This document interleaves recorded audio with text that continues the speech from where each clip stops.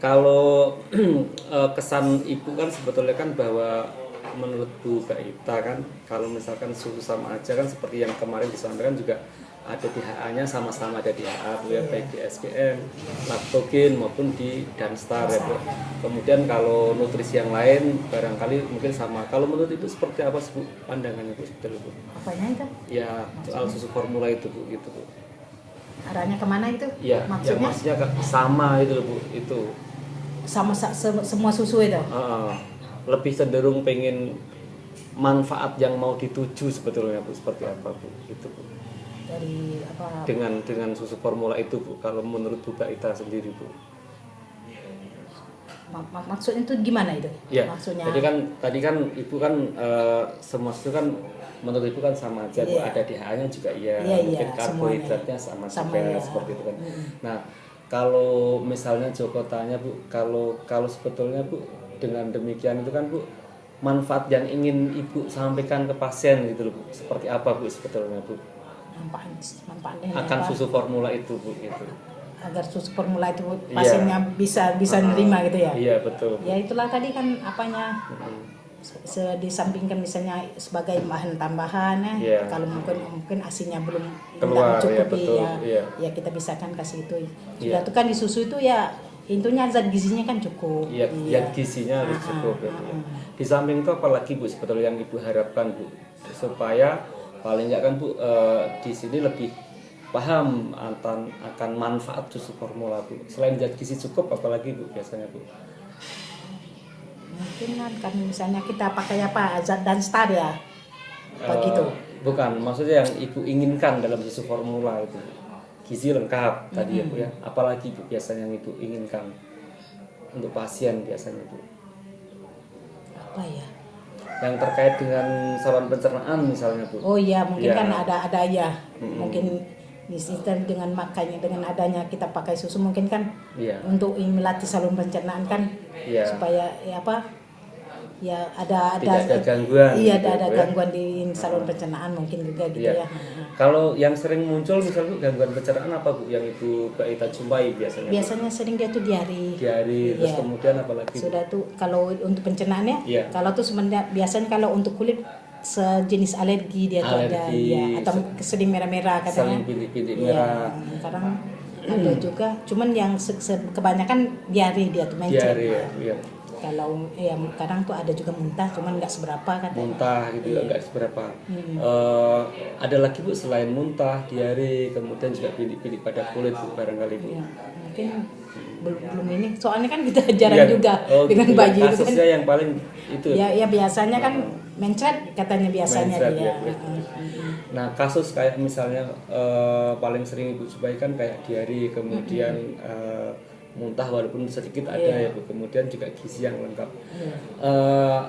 Apakah ini juga menjadi simpati Ibu Bu seperti itu Bu? Manakala misalnya pasiennya diare berkelanjutan seperti itu Bu? Iya. Rasanya gimana Bu kalau Ibu sebagai bidan Bu? Iya. Soalnya kan kalau dia diare takutnya bayinya kan dehidrasi. Kita kan pertolongan kita kan dia diobati bayinya dehidrasi. Akibat dehidrasi apa Bu sebetulnya Bu? Soalnya kan kalau dia sering-sering diare itu kan bisa menimbulkan dehidrasi kan, kekurangan cairan ya biasanya. Kekurangan cairan, terus mungkin paling kan tumbuh kembang. Iya tumbuh kembang sudah takutnya kan infeksi lambungnya ya. Yang sering diare itu kan. Sebetulnya diare ini justru nih Bu ya penyebab runutan dari efek Bu, efek awal dari penyakit bayi ya. Iya itu kan kalau misalnya kan ya otomatis kan itu saluran pencernaannya. Kan itu. Jadi kalau misalnya diare ini bisa tidak terjadi itu Ibu sangat senang sekali ya Bu ya. Iya kalau dia tidak terjadi. Berarti kan tidak mengganggu pertumbuhan. Gitu ya. Kan tumbuh kembangnya ya. Jadi kalau misalkan kasus diare tidak ada, tumbuh kembang ini menjadi lebih baik gitu lebih optimal. Makanya kan kalau kita yang kami kan sering klaim ini kalau di KMS itu kan ada kan terdapatnya diare atau enggak bayi baru neonatus itu jadi, ada gejala Jadi kalau misalnya Bu bisa dikonfirmasi kan Bu, kalau misalnya ada susu formula ya Bu yang tidak menyebabkan diare, tidak menyebabkan muntah, apalagi gizinya lengkap, itu Mbak Ita sangat senang sekali. Iya, senang sekali, berarti kan ininya menerima. Menerima ya seperti itu. Soalnya kan kalau dia kan ada kenapa Bu minum susu ini mencet terus katanya gitu kan. Kita kan rasanya apa gitu. Kalau nggak ada kendala kan enak kita, berarti bisa diteruskan. Iya gitu. Sebenarnya benar juga Bu dengan apa yang Ibu Mbak Ita harapkan, dan saya juga sependapat Bu. Terus kemudian banyak bidan juga yang menginginkan memang kalau bisa susu formula itu ya tidak menyebabkan efek samping baik itu diare, karena kan bisa mengganggu pertumbuhan dan optimal. Makanya kan itu. Biasanya kan kita sarankan yang rendah ini susu yang rendah apa laktosanya. Kalau dia mencret itu kan ada susu ini. Ya, kalau pas kasus diarinya memang. Iya, kalau pas kasus diarinya jadi terpaksa kita kalau dia enggak ada efeknya kan enak, jadi teruskan aja gitu ya. Nah, kalau sejalan dengan yang Ibu Ita harapkan tadi Bu, sebetulnya Bu ya, misalnya susu formula itu yang gizinya lengkap, kemudian tidak menyebabkan diare dan kemudian juga tidak menyebabkan kambuh atau mual. Sebenarnya Bu, yang Ibu resepkan atau rekomendasikan selama ini sudah betul Bu, seperti itu Bu ya. Nah, ini bisa menjadi pilihan utama lagi Bu, Danstar ini Bu ya. Jadi kan Danstar walaupun memang di sini porsinya masih kecil rekomendasinya ya Bu ya, itu bisa memberikan manfaat yang lebih Bu untuk mengatasi kasus-kasus, paling nggak untuk mencegah terjadinya kasus diare tadi Bu. Karena kan di sini Bu sudah mengandung probiotik Bu Danstar ini, dan bahkan satu-satunya produk yang harganya ekonomis Bu mengandung probiotik. Jadi manfaatnya di sini Bu. Nah, manfaatnya adalah untuk maaf Bu, jadi kan ASI itu kan makanan yang terbaik untuk bayi ya Bu ya. Kemudian pada ASI ini juga terkandung probiotik Bu, seperti itu Bu. Nah, Danstar ini menambahkan probiotik itu mengacu pada ASI gitu. Jadi mengacu pada ASI, kemudian manfaatnya adalah untuk meningkatkan daya tahan tubuh, kemudian juga untuk produksi imun tubuh atau antibodi ya Bu ya, kemudian juga mengurangi resiko diare dan infeksi pada saluran pernapasan. Jadi sebagai yang mana tadi Ibu sampaikan, kalau terinfeksi pada saluran pencernaan, infeksi lambung, itu kan akan mengganggu tumbuh kembang yang optimal pada bayi. Kira-kira begitu ya Bu ya? Iya, otomatis kan kita harus ngobati infeksinya dulu. Betul. Kasihan bayinya. Nggak jadi tumbuh ya Bu ya? Nggak jadi tumbuh. Nah, kalau misalnya Danstar ada probiotiknya ini, sebetulnya kalau menurut Ibu Mbak Ita bagaimana Bu? Sudah bisa menjawab tantangan tadi Bu? Barangkali kalau sudah ada probiotiknya mungkin kan sudah bisa ini kan, kita bisa dipakai kan, berarti kan nggak ada apa? Nggak ada gangguan lagi pada pencernaan seperti itu Bu. Iya, soalnya kan pasien-pasien itu kalau misalnya dia katanya apa? SGM itu mencret anak saya, jadi dia berubah di susu lain dia. Nah, ini barangkali juga gitu Bu. Jadi pasien-pasien itu nanti yang mengalami gangguan gangguan diare pada menggunakan susu yang pertama mereka beli sendiri ya Bu ya.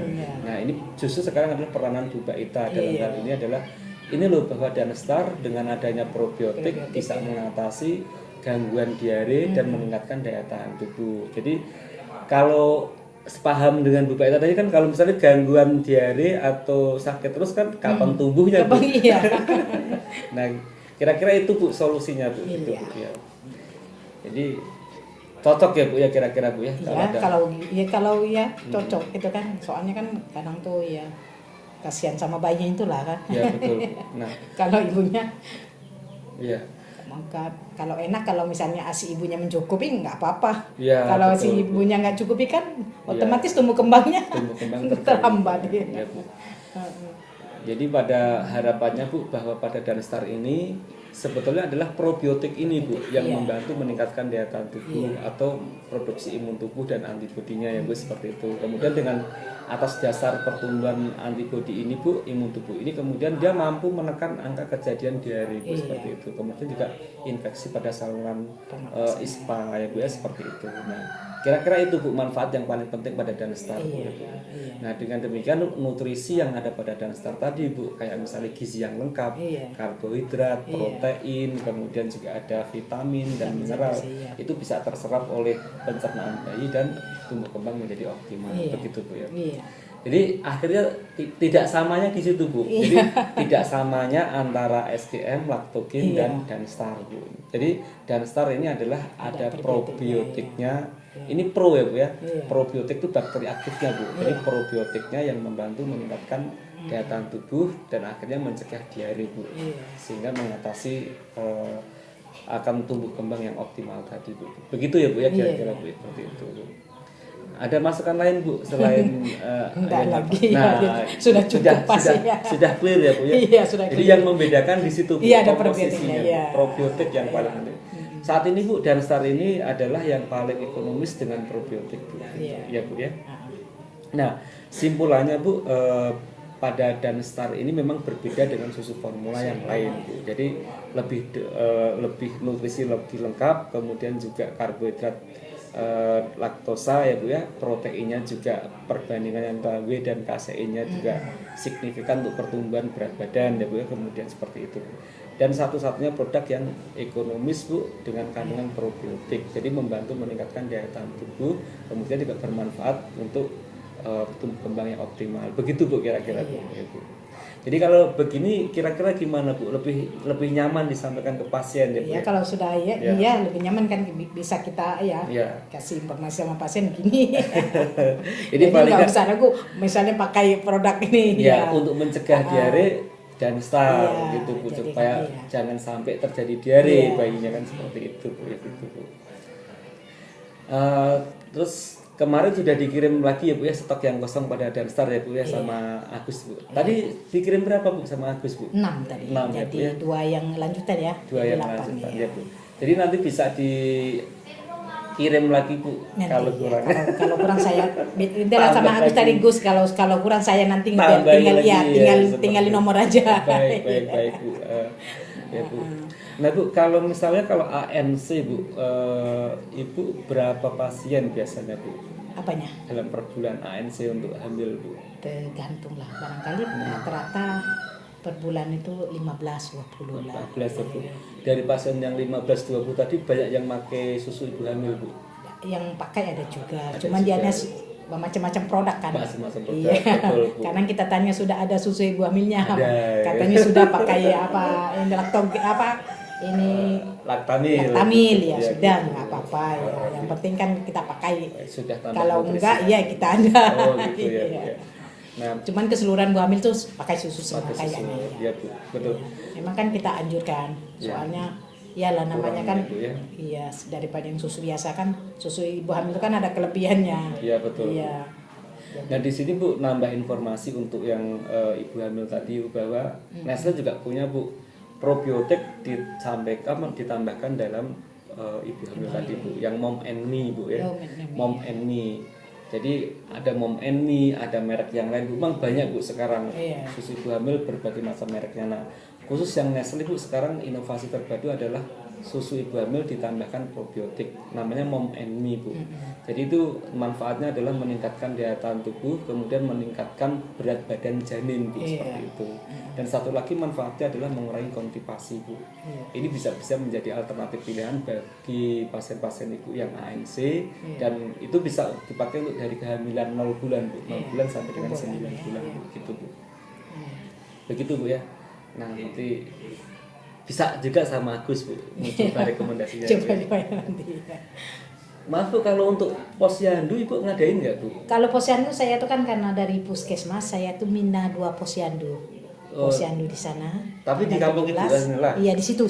Oh, gitu. Di kelurahan model sana. Ya, kalau di kampung kita ini di sini. Oh di situ. Bidan Nana ini kan. Oh Bu. Iya Ana Triani.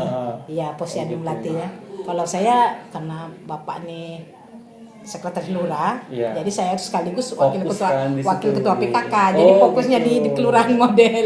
Oh kelurahan di sini ya Bu ya, depannya Bu Komsah itu Bu ya? Belas sininya. Arah kita ke depan Homsah, muter ke Tanjung Siapi ke arah ya. Ada yang kelurahan model masuk ke dalam ada daerah binaan ya. Banyak di situ Bu? Lumayan lah. Jadi tiap tanggal 17 ada di situ. Sampai berapa Bu batita di situ Bu? Banyak juga lah, sekitar barangkali kalau dikumpulkan banyak itu biasanya. Sampai 50-an Bu? Kalau 50 nggak nyampe. Ya sekitar 30-an barangkali. 30-an. Ya, soalnya kan kita lah banyak posyandu. Iya betul. Nah, soalnya kan di Tridharma ada lagi. Ya. Di THI itu ada lagi. Ya. Jadi sekitar wilayah situlah ya. Ya. Bu Baita, nanti kira-kira kalau misalnya ada kesempatan Bu, kita akan kasih sampel Bu untuk serelan.